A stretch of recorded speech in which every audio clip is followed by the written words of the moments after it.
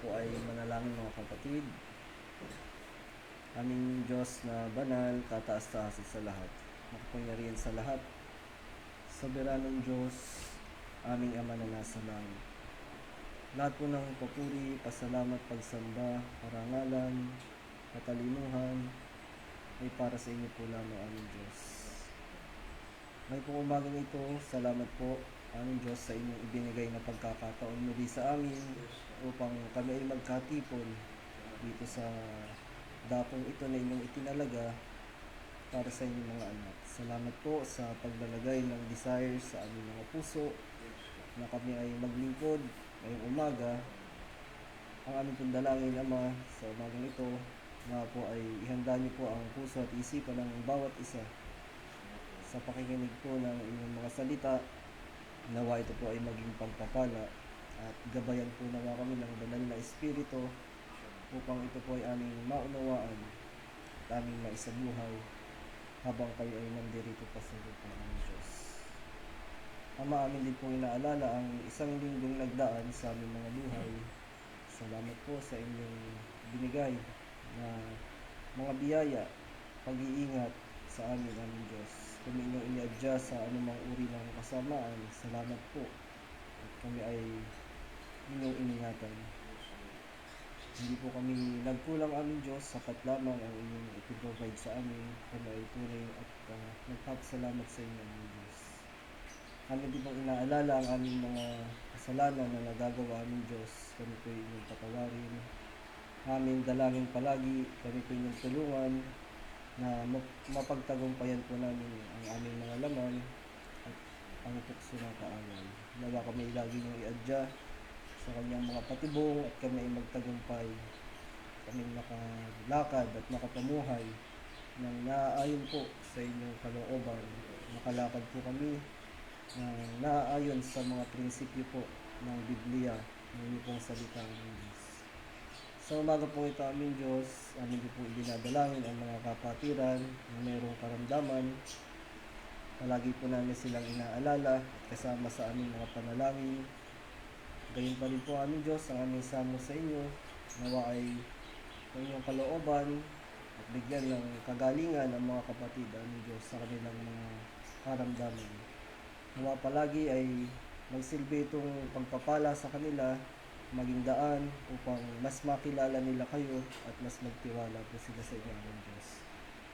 At aming hiling, aming Diyos, na may makasama pa namin sila ng mahabang panahon sa lupa upang makapaglingkod sa inyo, upang kami sama-samang manalangin, sumamba at magpuri po sa inyo. Ngunit kung ano po ang inyong kalooban sa po namang mangyari, dahil naniniwala kami ito po ang mas mabuti para sa aming mga kapatid. Ngayon po umaga aming sinasama sa panalangin ang inyong lingkod na magbibigay ng mensahe. Nawa po ang banal na Espiritu ang lumabay sa kanya, puspusin siya ng karunungan at kaalaman, bigyan ng kalakasan at katapangan naming Diyos, at nawa ay makapagbigay ng inyong mensahe sa amin ng maliwanag, klaro, at ito ay maisabuhay namin. Naging pagpapala ito sa amin, aming Diyos. Gayon din po ang aming mga kapatid na papunta pa lamang dito.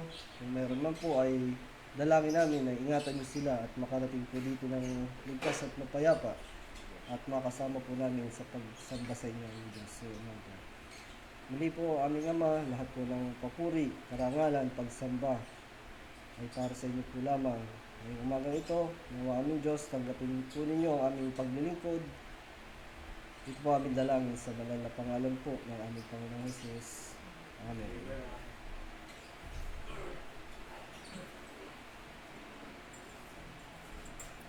Maupo na po ang lahat at tayo po maghandog ng mga papuri na awitin sa ating Panginoong Diyos. Buksan po natin sa song number 377, Great is Thy Faithfulness. 377. Great is thy faithfulness, O God my Father. And the first stanza, ready, sing. Great is thy faithfulness, O God God my Father, there is no shadow of turning with thee. Thou changest not, thy compassions, they fail not. As thou hast been, thou forever wilt be. Great is thy faithfulness, great is thy faithfulness. Morning by morning, new mercies I see. All I have needed, thy hand hath provided. Great is thy faithfulness, Lord, unto me. Summer and winter and springtime and harvest, sun, moon, and stars in their courses above, join with all nature in manifold witness to thy great faithfulness, mercy, and love. Great is thy faithfulness, great is thy faithfulness. Morning by morning, new mercies I see.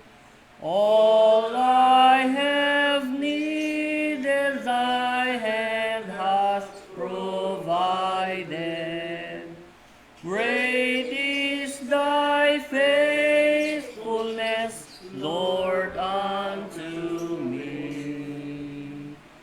Pardon for sin and of peace that endureth, thy own dear presence to cheer and to guide, strength for today and bright hope for tomorrow. Blessings all mine with 10,000 beside. Great is thy faithfulness, great is thy faithfulness. Morning by morning, new mercies I see. All I have needed, thy hand hath provided. Great is thy faithfulness, Lord, unto me. Amen. Sundan po natin sa song number 372, Thanks to God. 372, Thanks to God. Thanks to God for my Redeemer. Thanks for all thou dost provide. On the first stanza, ready, sing. Thanks to God for my Redeemer. Thanks for all thou dost provide. Thanks for times now but a memory. Thanks for Jesus by my side. Thanks for pleasant balmy springtime. Thanks for dark and dreary fall. Thanks for tears by now forgotten. Thanks for peace within my soul. Thanks for prayers that thou hast answered. Thanks for what thou dost deny. Thanks for storms that I have weathered. Thanks for all thou dost supply. Thanks for pain and thanks for pleasure. Thanks for comfort in despair. Thanks for grace that none can measure. Thanks for love beyond compare. Thanks for roses by the wayside. Thanks for thorns their stems contain.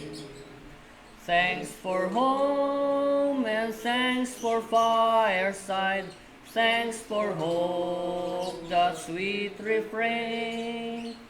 Thanks for joy and thanks for sorrow. Thanks for heavenly peace with thee. Thanks for hope in the tomorrow. Thanks through all eternity. Amen. Tawagin po natin si Brother Alex para sa pagbasa ng banal na salita natin, Panginoon Diyos.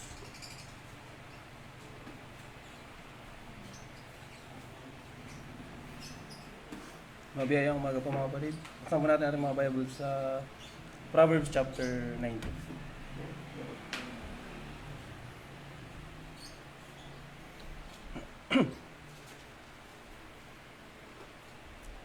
Proverbs chapter 19, babasahin ko po sa King James Version. Pasundan na naman po.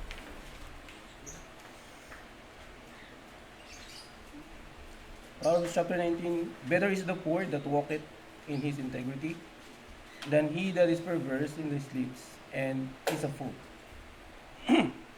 Also the soul be without knowledge, it is not good, and he that hasteth with his feet sinneth. The foolishness of man perverteth his way, and his heart fretteth against the Lord. Wealth maketh many friends, but the poor is separated from his neighbor. A false witness shall not be unpunished, and he that speaketh lies shall not escape. Many will entreat the favor of the prince, and every man is a friend of him that giveth gifts. All the brethren of the poor do hate him. How much more do his friends go far from him? He pursueth them with words, and yet they are wanting to him. He that getteth wisdom loveth his own soul. He that keepeth understanding shall find good. A false witness shall not be unpunished, and he that speaketh lies shall perish. Delight is not seemly for the poor, much less for a servant to have rule over a princess. The discretion of a man deferreth his anger, and it is his glory to pass over a transgression. Excuse me. The king's wrath is as a roaring of a lion, but his favor is as dew upon the grass. A foolish son is the calamity of his father, and the contentions of a wife are a continual dropping. House and riches are in the inheritance of fathers, and a prudent wife is from the Lord. Slothfulness casteth into the deep sleep, and an idle soul shall suffer hunger. He that keepeth the commandment keepeth his own soul, but he that despiseth his ways shall die. He that hath pity upon the poor lendeth unto the Lord, and that which he hath given will he pay him again. Chasten not my son while there is hope, and let not thy soul spare for his cry. A man of great wrath shall suffer punishment, for if thou deliver him, yet thou must do it again. Hear counsel and receive instruction, that thou mayest be wise in the latter end. There are many devices in a man's heart, nevertheless the counsel of the Lord shall stand. The desire of a man is his kindness, and a poor man is better than a liar. The fear of the Lord tendeth to life, and he that hath it shall abide satisfied. He shall not be visited with evil. A slothful man hideth his hand in his bosom, and he will not so much as bring it to his mouth again. Smite the scorner, and the simple will be beware. And reprove one that hath understanding, and he will understand knowledge. He that wasteth his father and chaseth away his mother is a son that causeth shame, and bringeth reproach. Cease, my son, to hear the instruction that causeth to err, from the words of knowledge. An ungodly witness scorneth judgment, and the mouth of the wicked devoureth iniquity. Last verse. Judgments are prepared for scorners, and stripes for the back of fools.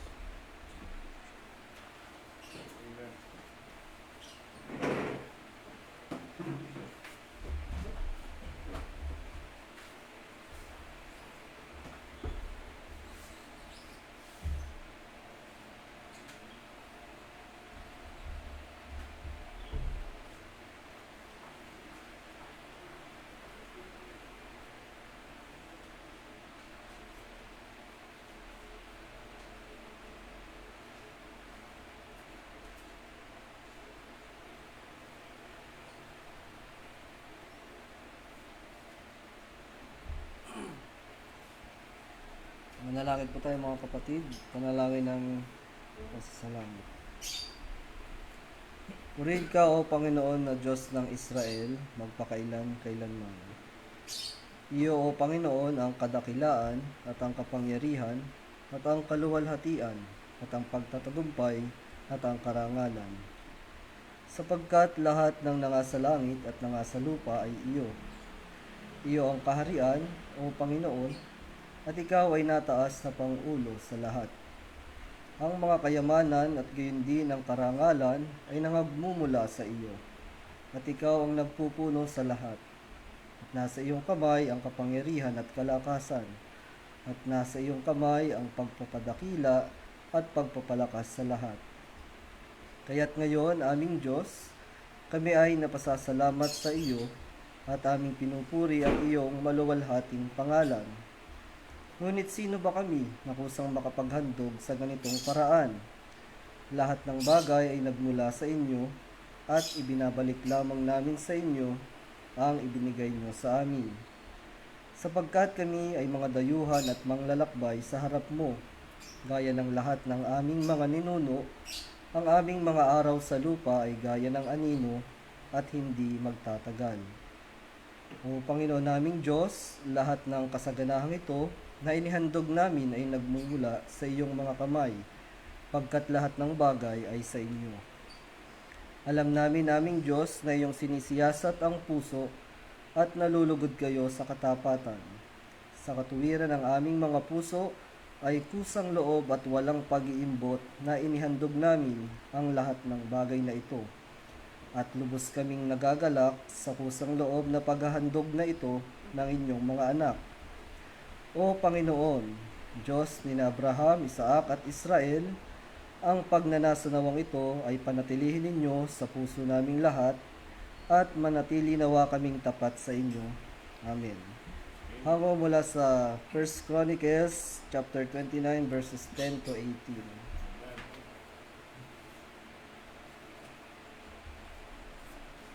Maupo na po lahat.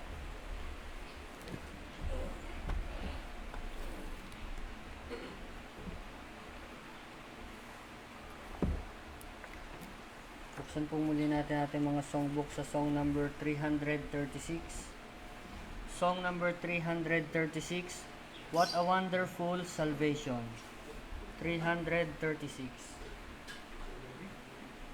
I was chosen to salvation by the Father up above. What a wonderful salvation, the first stanza, sing. I was chosen to salvation by the Father up above. In before the world's foundation, I was chosen in His love. What a wonderful salvation! I will praise the Trinity. Mighty God in all three persons, He reached down and ransomed me. I was given to the Savior by the Father's grace and love. Christ came down to seal my pardon, paid my sin debt with his blood. What a wonderful salvation! I will praise the Trinity. Mighty God in all three persons, He reached down and ransomed me. I was quickened by the Spirit, giver of eternal life. Oh, He brought me to repentance and to faith in Jesus Christ. What a wonderful salvation! I will praise the Trinity. Mighty God in all three persons, He reached down and ransomed me.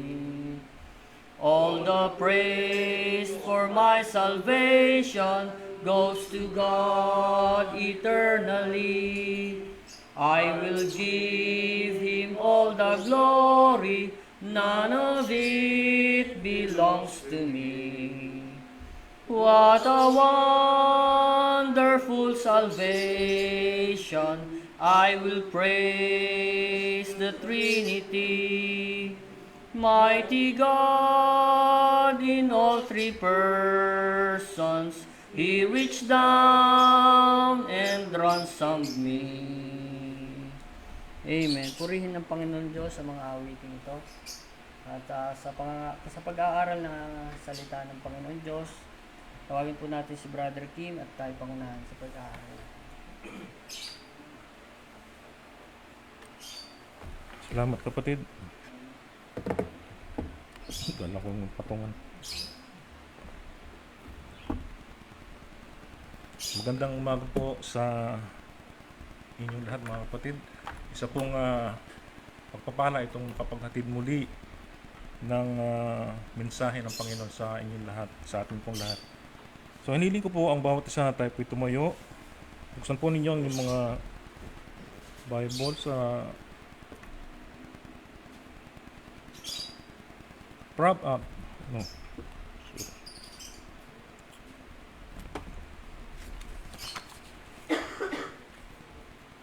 Open your Bible in Philippians chapter 4 verse 10 to 13.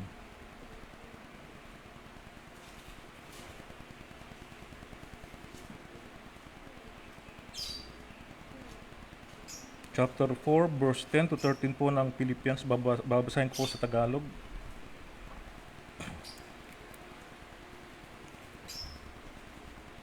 Datapwat ako'y totoong nagagalak sa Panginoon na ngayon sa kahuli-hulihan ay inyong binuhay ang inyong pagmamalasakit sa akin.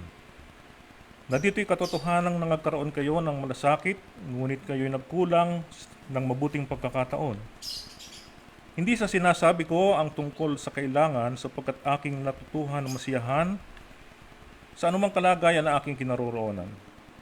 Marunong akong magpakababa at marunong naman akong magpakasagana. Sa bawat bagay at sa lahat ng bagay na natutunan ko ang lihim, maging sa kabusugan, at maging sa kagutuman, at maging sa kasaganaan, at maging sa kasalatan. Last verse. Lahat ng mga bagay ay aking magagawa doon sa nagpapalakas sa akin. Tayo po ay manalangin. Aming Diyos na banal, kataas-taasan sa lahat, salamat o Diyos sapagkat niloob po ninyo na makapagdaos po kami ng pananambahan ngayong umaga. Maraming salamat po sa inyong biyaya na ang bawat isa po ay makabahagi po sa umagang ito. O Diyos, idinadalangin po namin ang bawat isa. Hingi po kami ng kapatawaran sa amin pong mga nagawang kasalanan at karumihan po sa inyong harapan. O Diyos, patawarin niyo nga po kami at hiling po namin ang gabay ng Banal na Espiritu sa umagang ito. Tulungan niyo po kami na maunawaan ang inyong salita. Pagpalain niyo po ang mensahe, Panginoon, na matanim po ang binhi sa matabang lupa at ito ay magbunga, Panginoon. Amin Diyos, dinadalangin po namin ang makikinig, ang mensahe at ang pong mensahero. Dalangin ko po, Panginoon, na hindi po ang kanyang kahinaan ang mahantad sa aming kalagitnaan, bagkus ang kaluwalhatian po ng aming Panginoon Kristo. Maraming salamat po muli sa umagang ito, Panginoon. Gabayan niyo po kami sa pag-aaral po ng inyong banal na salita. Ito pong aming dalangin sa ngalan ng aming Panginoong Jesus. Amen. Mga ko po na pong batisa. Ang title po ng ating pag-aaralan ay Contentment. Contentment. Ano po ba sa Tagalog yung word na contentment? Kontento, ano? Kakontentuhan. Yan. So, tinignan ko po sa Webster Dictionary kung ano po ang ibig po sabihin nito. Basahin ko na lang po sa Tagalog. Ang contentment daw po, ito ay tumutukoy bilang katangian o kalagayan ng pagiging kontento na nailalarawan ng isang tahimik at nasisiyahang kaisipan. Ito ay kumakatawan sa kalagayan ng kasiyahan, kagalakan at kapanatagan na kadalas ay kaugnay ng pagtanggap sa kasalukuyang kalagayan ng buhay. Yun po ayon po kay Mr. Webster, yung meaning po ng contentment. So meron pong dalawang klase ng contentment na ating pag-aaralan. Ang una po ay ito pong contentment po ng mga hindi mananampalataya. Sa mga hindi po mananampalataya, kapag sila ay kumpleto na sa lahat ng bagay, may malaking bahay, may sasakyan, healthy naman ng mga anak, hindi kinakapos, kontento na. Ano po? Kontento na sila noon. So ito pong, ang ating pong bibigyan ng diin, ito pong contentment po ng mga believers. So yung pong kakontentuhan ng mga mananampalataya, ito po ang ating bibigyan po ng diin. Sa atin pong teksto sa Philippians chapter 4 ay makikita po natin yung pong kagalakan ni Apostle Paul. Sa Philippians chapter 4 verse 10, ano po ang sabi niya roon? Datapot ako'y totoong nagagalak sa Panginoon. So nagagalak po si Apostle Paul sa kaloob ng iglesia galing po sa Pilipos, sa iglesia po ng Pilipos, sa pamamagitan po ni Epaphroditus. Kung kayo po ay pamilyar dito sa church ng Pilipos, ito po yung kung saan ito po yung unang iglesia na itinatag ni Apostle Paul sa Europe. Ito po yung matatagpuan sa hilagang silangan ng Greece. Ang Pilipos po ay ito ay isang Roman colony. At makikita po natin niya sa Acts chapter 16 verse 12. Acts chapter 16 verse 12.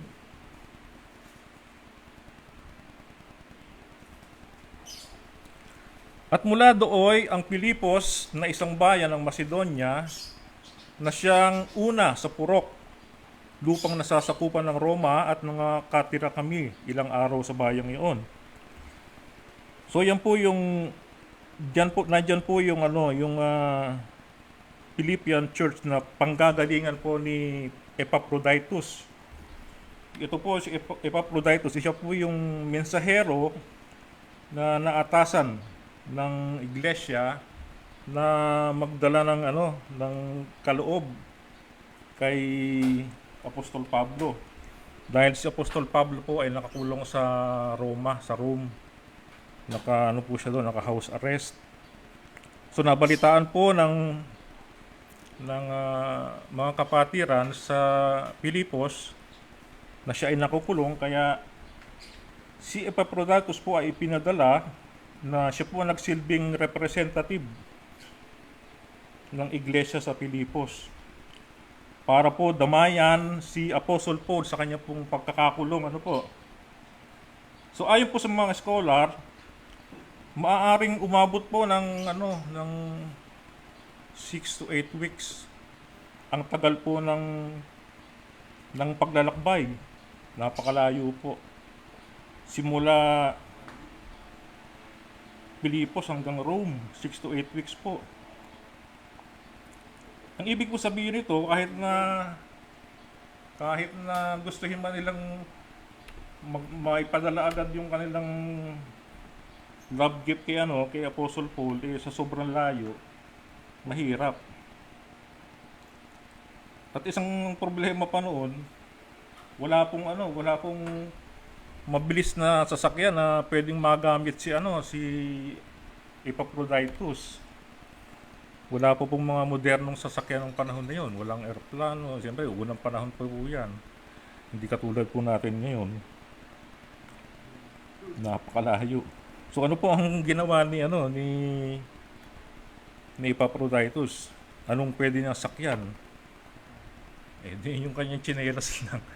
Tsinelas lamang po ang kanyang pwedeng sakyan. Naglakad lang po siya. 6 to 8 weeks po ang tantya na tagal ng kanyang biyahe sa paglalakad. Bukod pa po dyan yung kanyang paghihintay ng mga sasakyang barko. 6 to 8 weeks yung estimate na paglalakad, tapos yung barko maghihintay pa siya noon. Wala namang mga passenger ships noon, panahon na yun. Kaya mangyayari po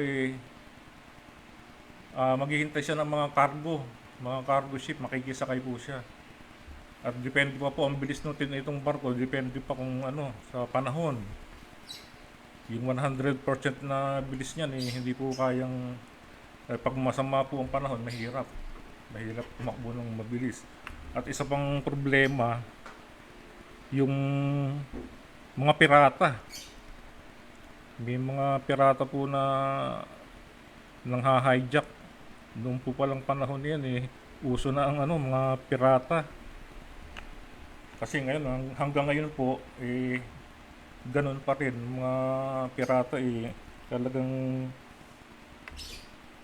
umakyat pa rin po, nag-hijack pa rin sila ng mga cargo ship, maliliitong barko. Ayon po yan sa mga kaibigan nating seaman. So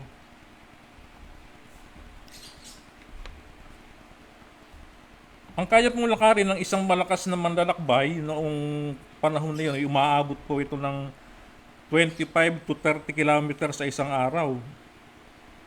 So lakad lang po si Epaphroditus, dala po yung mga kaloob ng iglesia. Sumarig ang dala po niya, itong mga may dala siyang pera, damit, pagkain po. Siyempre yung pagkain po niya kailangan hindi po mabilis masira. Sa tagal po ng biyahe, mapapanis yun, mabubulok. Kaya ang dadalhin pong pagkain yung matagal masira. May mga kabayo naman po noon, panahon kaya lang may yaman lang ang pwedeng gumamit ng makasakay dahil mahal po ang kabayo. Malamang gumamit din po siya ng, alam po niyo yung asno, yung donkey. Yung maliit na kabayo. Maaaring gumamit siya noon na siguro pinagkargahan lang niya ng madala niya mabigat para may katulong. Pero ang lakad po kasi ng donkey parang tao rin yung bilis ng lakad. Parang tao din lang. So ayon po sa mga scholars na nag-aral ang distansya ng layo mula Pilipos hanggang Rome, ito po ay humigit kumulang 1,200 to 1,300 kilometer ng layo. So depende pa sa rutang tatahakin. Kung lalakad po ang isang tao ng 25 to 30 kilometers bawat araw, ang standard po na bilis noon ay aabutin siya ng 40 to 50 days.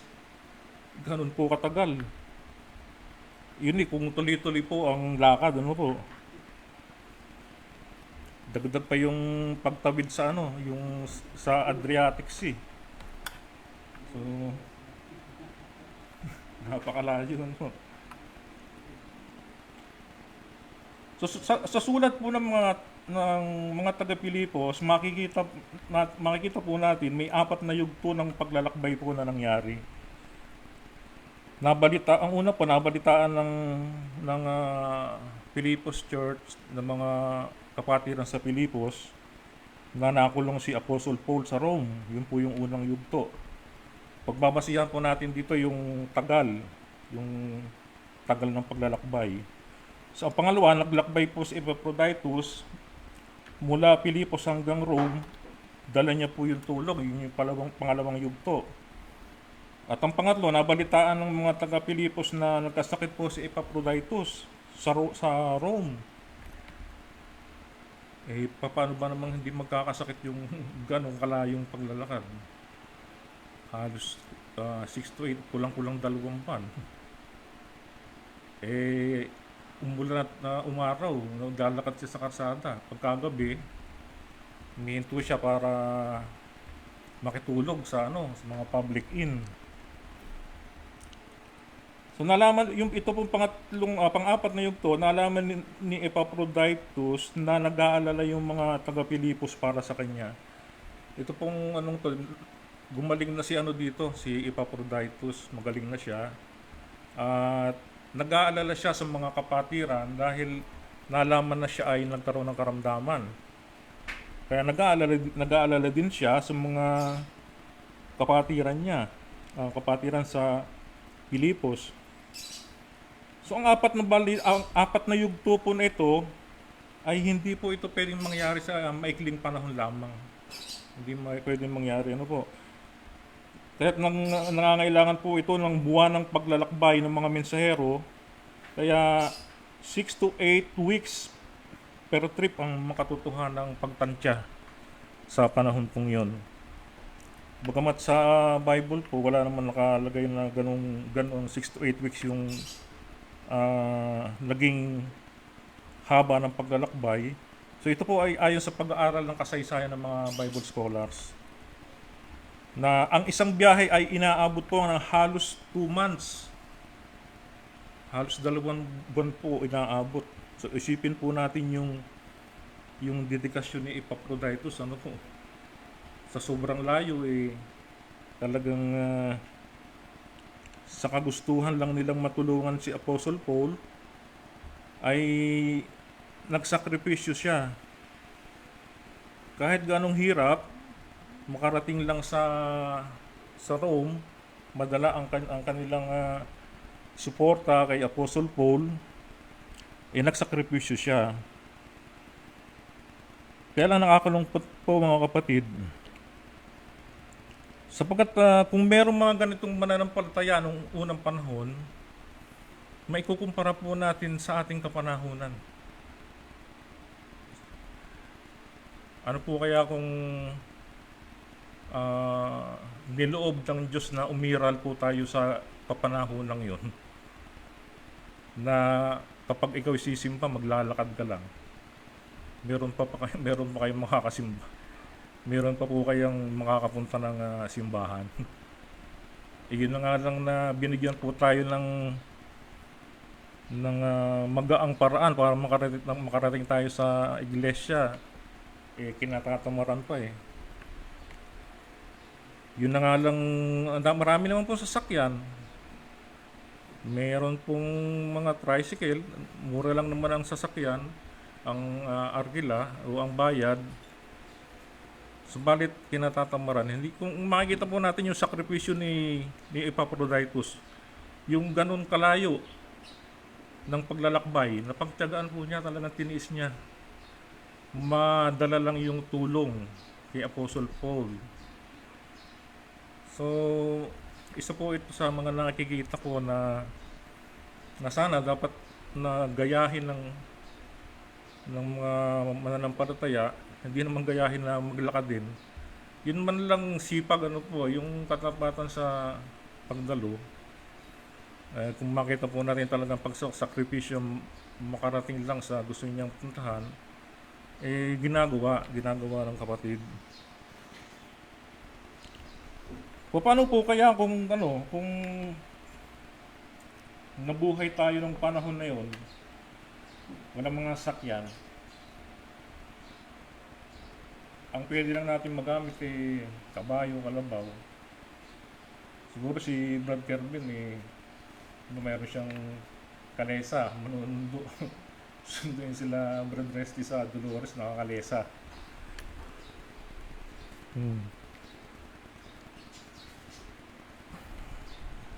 Nakakaano po, nakakapagtaka lang ano po. Dahil meron palang mga ganitong tao na talagang dedicated sa gawain ng Panginoon. So makikita po natin, tiniis po lahat ni Epaphroditus yung hirap na magampanan lamang po yung kanyang tungkulin na iniatang sa kanya ng Panginoon, kahit ang kahantungan po nito ay magkaroon siya ng karamdaman. So makikita po natin sa Philippians chapter 2, verse 25 to 30. Buksan po niyo yung mga Bible. Philippians chapter 2, verse 25. Basahin ko po. Ngunit inakala kong kailangan suguin sa inyo si Epaprodito, na aking kapatid at manggagawa at kapwa-kawal sa at inyong sugo at katiwala sa aking kailangan. Ang sabi po ni Apostle Paul, inaakala niyang ipabalikin na po. Pauwi niya na si Epaprodito na kanyang kapatid kamanggagawa. Nang sabi niya na inyong sugo, si Epaphroditus po kasi ang mensahero at naging katiwala ng iglesia para dalhin ng mga kailangan ni Apostle Paul. Sa verse 26, yamang siya'y nananabik sa inyong lahat at totoong siya'y namanglaw sapagkat inyong nabalitaan na siya'y may sakit. Sa verse 27, katotohanan ngang nagkasakit po siya, katotohanan nagkasakit siya na malapit na sa kamatayan. Kamuntik na palang mamatay si Epaphroditus. Muntik na siyang mamatay dahil sa sinapit niyang hirap sa paglalakbay. Ngunit kinahabagan siya ng Diyos at hindi lamang siya, kundi pati ako upang huwag magkaroon ng sapin-saping kalumbayan. Isipin po natin kung namatay si Epaphroditus. Ang ipagluluksahan ni Apostle Paul, ipapagluksahan niya si Epaphroditus. At yung kalungkutan ng mga kapatiran sa Filipos, isa po ito sa kanyang kalungkutan kung sakaling nangyari. Sa verse 28, siya nga'y sinugo kung malaking pagpipilit upang pagkakitang muli ninyo sa kanya, kayong mga galak at ako'y mabawasan ng kalumbayan.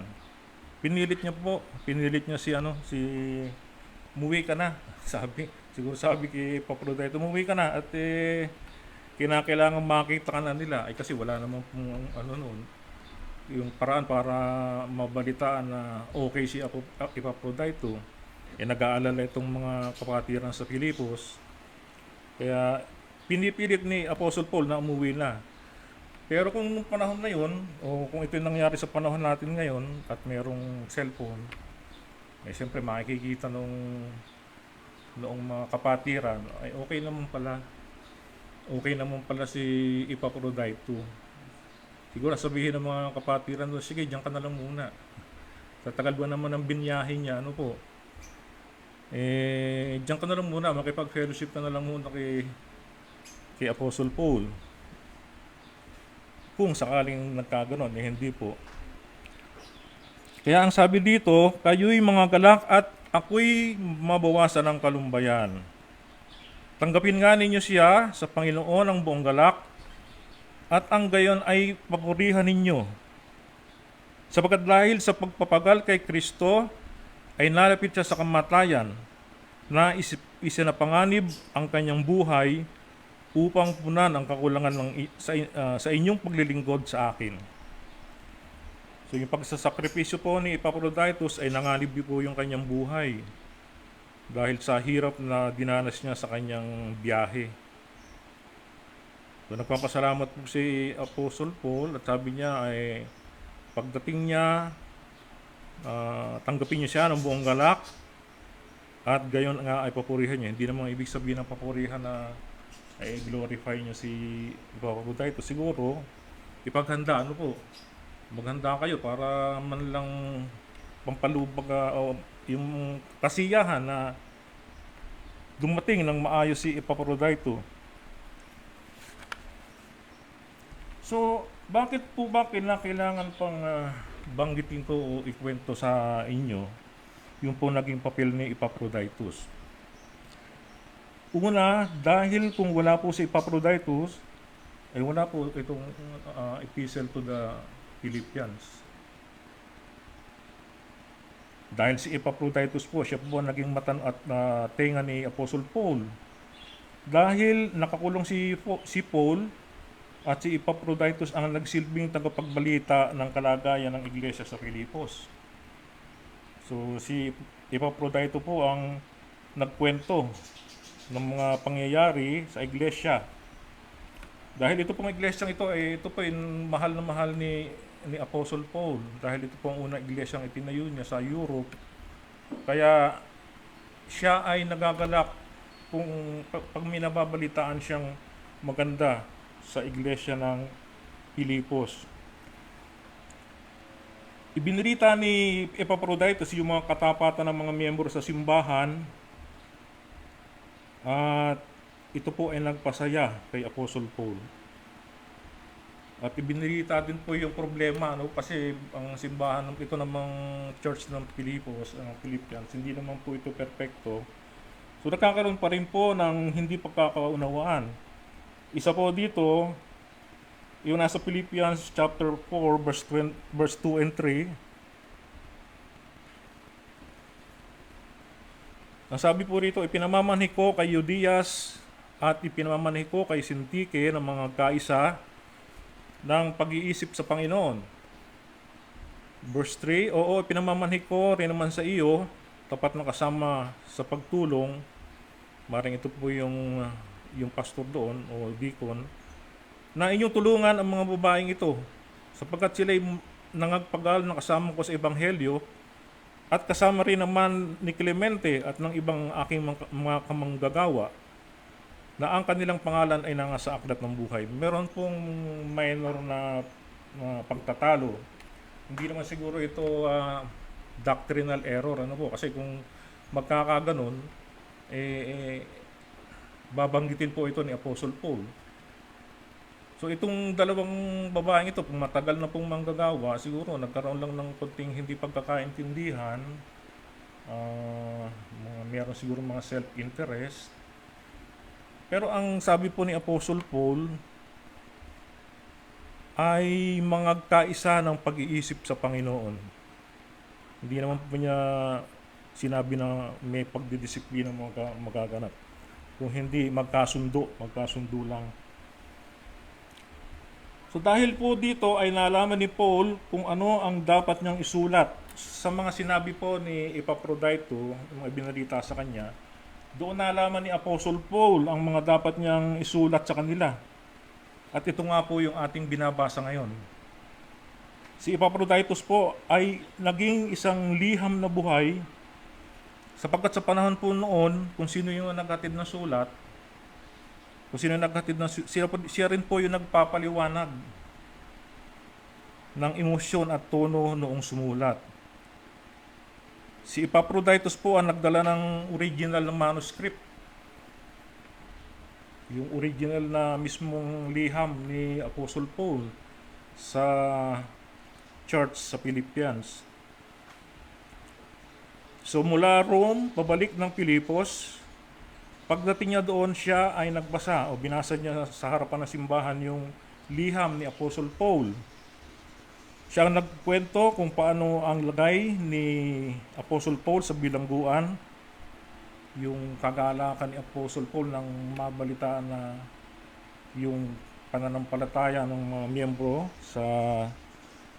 sa Philippians, yung pananampalataya ni Apostle Paul kahit siya ay nasa kulungan. Ikinuwento din po yan ni Epaphroditus. So kung isipin po natin, kung namatay itong si Epaphroditus, baka sisihin. Baka sisihin ng mga members ng Philippian Church si Apostle Paul, o kaya sisihin nila ang kanilang sarili dahil sa pagkawala ni Epaphroditus. Ang Diyos po ang nagbigay ng kalakasan kay Epaphroditus. Kaya nakauwi po siya ng maayos dahil ang dala po niya ay isa sa mga aklat ng New Testament. Ito yung ating pong pinag-aaralan, yung Book of Philippians.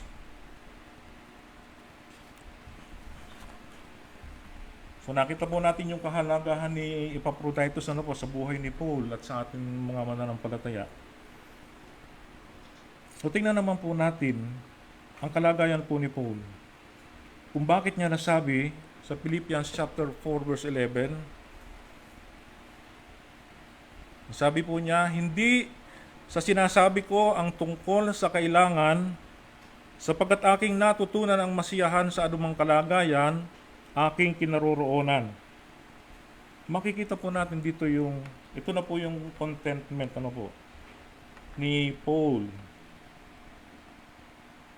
So siya po ay hindi galing sa pagiging okay o maayos ang buhay niya doon sa loob ng kulungan para magkaroon po siya ng ganitong asal na sabihin na tungkol sa kanyang kailangan, sapagkat aking natutunan masiyahan sa anumang bagay o sa anumang kalagayan ang aking kinaroroonan. Kontento siya kahit anuman ang meron siya doon sa kanyang kinalalagyan. Ang punto po dito ni Apostle Paul na nasa bilangguan, siya po ay nasa bilangguan, si Epaphroditus nung nandun nagkasakit. Tapos ang dami pa po niyang mga kaaway, mga sa labas, mga ninira sa kanya, mga kalaban ng Ebanghelyo.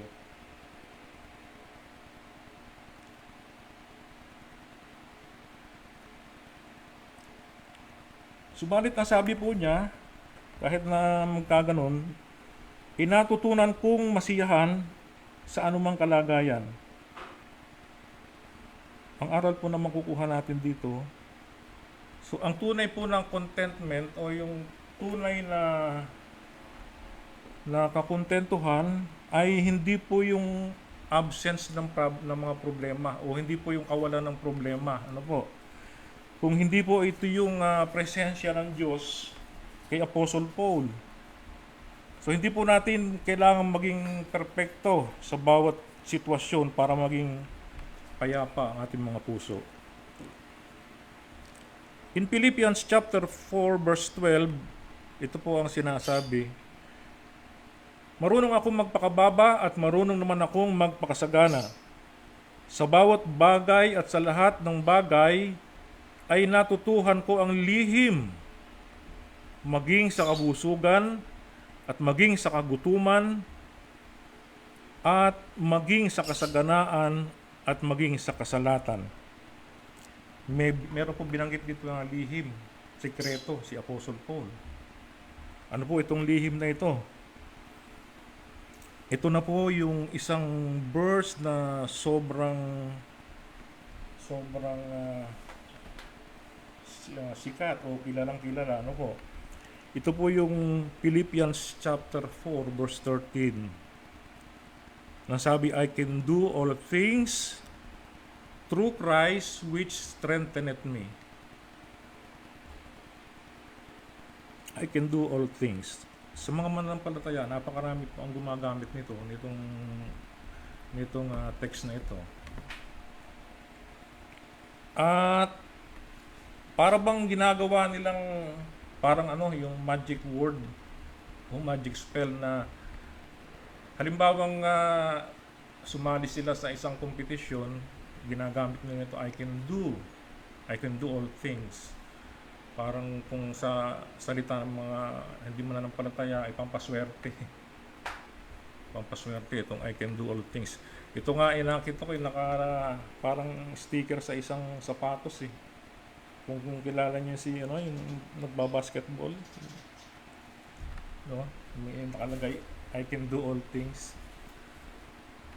So, tingnan po natin, ano ba ang ibig sabihin itong I can do all things through Christ na binanggit ni Apostle Paul na sikreto, itong kanyang sikreto ng kanyang pagkakaroon ng contentment. Sa mga mananampalataya po, sa mga hindi mananampalataya, ay hindi po nila pwedeng gamitin itong verse na ito. Tanging ang mga hinirang lamang po ng Diyos ang pwedeng makaintindi ng verse na ito. Bakit po? I can do all things through Christ. Hindi mananampalataya, may Kristo ba sila? Paano nilang gagamitin ang isang verse na hindi naman nila maintindihan o hindi nila naintindihan? Naintindihan lang nila yung I can do all things. Nagkagawa nila isang bagay sa sarili lang nila. Diba? Tinataas lang nila yung sarili nila. Puro ako yan, puro ako. Lahat ng ito yung magagawa ko sa sarili kong kagustuhan sorry. Sa mga hindi po mananampalataya, ay talagang itong verse na ito, bago nila ito maunawaan, ay kinakailangan po muna talaga silang ipanganak na muli. Kung ang isang hinirang ng Diyos na dumating ang takdang oras ng kanyang kaligtasan, binuhay, binigyan ng bagong puso, ng espiritu, naintindihan ng gospel, binigyan siya ng pananampalataya, makikilala niya si Kristo. Yung binabanggit dito sa I can do all things. Makikilala niya kung sino yung Kristo na nandoon sa verse. Pero hanggat hindi pa siya na ipinapanganak na muli, mahirap maintindihan. Talagang ang matataas lang parati ay ang kanilang sarili. Hindi katulad ni Apostle Paul, ito ang kanyang sikreto, kahit na anong hirap ang kanyang dinadanas sa loob, ay hindi po siya natatakot. Ano po? Ang sabi ni Paul, ang lahat ng ito ay ang kakayahang magtiis ng gutom. Sumapahiyaman siya, umakulong alang-alang kay Kristo, ay hindi po siya mawawala ng kagalakan. Sapagkat si Kristo ang nagbibigay po sa kanya ng power. So sa atin hindi naman po tayo hindi tayo makakapagreklamo sakaling dumating sa atin yung oras na may dumating ng mga sapin-sapin ng problema, mabibigat na suliranin. Palibhasa ay nasa sa atin si Kristo. Ito po yung magiging pangsanggalang po natin. Ano po?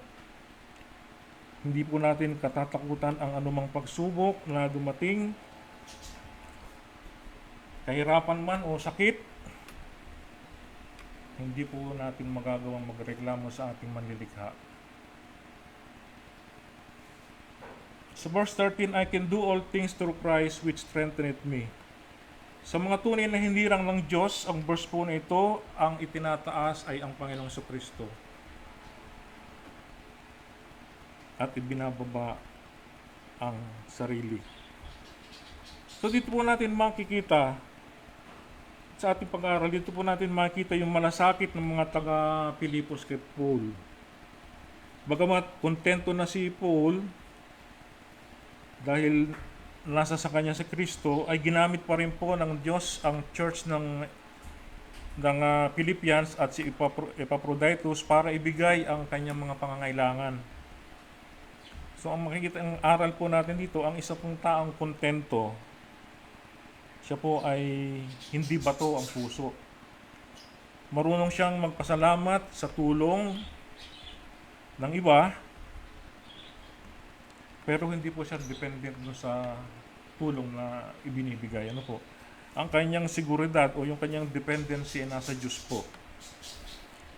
Ang contentment ni Paul ay hindi ibig sabihin na wala na po siyang kailangan. Ang ibig po sabihin nito ay alam niya kung sino ang may hawak sa kanya habang siya po ay nangangailangan. Tulad po ni Epaphroditus, itinaya ang kanyang buhay para sa kapatid upang matulungan. Sa atin pong pagtulong sa ating mga kapatiran, ay nagiging instrumento din po tayo ng Diyos upang maranasan nila ng ating mga kapatid na sapat ang biyaya ng Diyos sa kanila. So, tanging sa Panginoon po lamang natin matatagpuan itong contentment na ito ni Apostle Paul.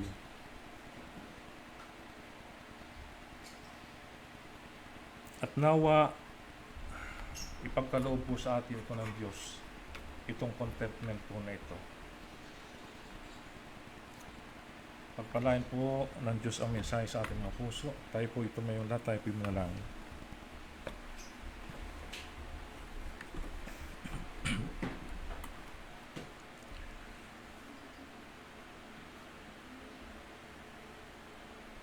Aming Diyos na banal at katastasan sa lahat. Panginoon, salamat po sa inyong mensahe na nahayag sa aming kalagitnaan, Panginoon. Amin pong hinihiling, Panginoon Diyos, na ang bawat isa po'y pagkalooban nawa ninyo ng contentment na katulad na kay Apostle Paul. Idinadalangin po namin, O Diyos, na sa hirap ng buhay na dinadanas namin, tunay nga paminsan-minsan, O Diyos, kami ay parang nagre-reklamo, Panginoon, sa hirap. Subalit hindi po namin magawa na tahasang magrebelde sa inyo, O Diyos, sapagkat kayo po ang aming manlilikha. Salamat po sa banal na Espiritu na patuloy na gumagabay po sa amin. Dalangin po namin, O Diyos, na patuloy niyo po kaming pagkalooban ng kakontentuhan sa kung anong meron po kami. Magpasalamat kung ano ang mga bagay na ipinagkaloob. At ganoon din po, Panginoon Diyos, na ang bawat isa sa iglesyang ito, dinadalangin po namin na sana ay makita namin ang ginawa ni Epaphroditus, ang kanyang katapatan.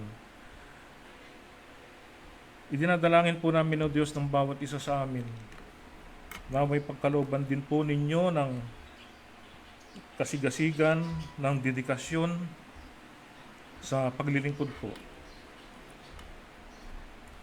Na kahit anong hirap may aming susuungin, basta po para sa gawain.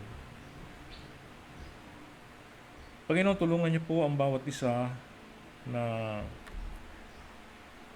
maintindihan po namin, Panginoon, ang inyong layunin sa amin, ang inyong pong kalooban po sa amin. Tulungan niyo po kami, Panginoon Diyos, na sa bawat araw dumadaan sa aming buhay, na maramdaman namin ang inyong presensya, Panginoon, sa aming buhay. Tulungan niyo po kami, Panginoon, na magpasalamat at magtiis, maghintay sa inyo pong pangako sa amin, Panginoon. Dahil alam po ninyo ang mas makakabuti po para sa amin. O Diyos, maraming salamat po sa inyo sa umagang ito. Salamat po sa mga kapatiran na nakasama namin.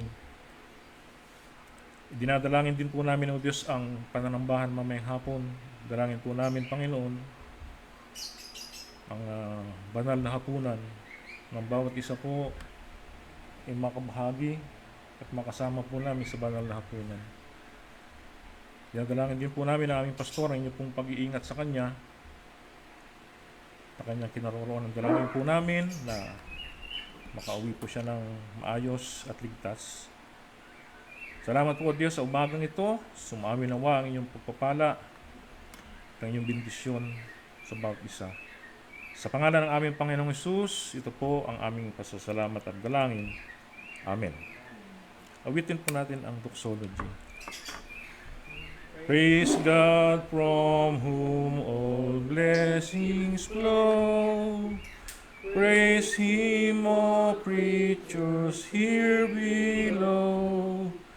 Praise Him above the heavenly host. Praise Father, Son, and Holy Ghost. Amen. Amen. Amen.